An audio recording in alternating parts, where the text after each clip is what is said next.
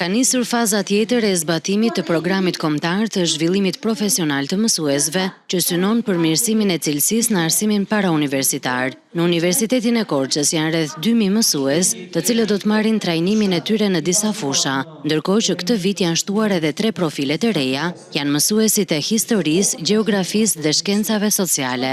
Pas marrjes së 2 moduleve vitin e kaluar, si vjet, përmbajtja e moduleve kryesisht është e fokusuar në aspektin praktik, ku mësuesit, pasi kanë marrë një urit në 2 modulet vitin e kaluar, si vjet kryesisht përqendrohen në zbatime praktike, të fokusuara kryesisht në testin e PISA-s edhe në testin PIRLS për arsimin fillor. Programi synon të fuqizojë mësuesit përmes trajnimeve dhe metodave inovative të mësimdhënies. Duke parë edhe tematikën, përmbajtjen e moduleve është diçka e re që futet në konceptimin e mësimdhënies, integrimin e teknologjisë në mësimdhënie, pra dhe në rafshin praktik, kjo në përditshmërinë e tyre kjo për mësuesit është mjaft e vlefshme. Ky program kombëtar i iniciuar nga Ministria e Arsimit dhe Sportit vjen si bashkëpunim me drejtoritë rajonale të arsimit parauniversitar dhe universiteteve publike në vend përmes qendrave të formimit të vazhduar.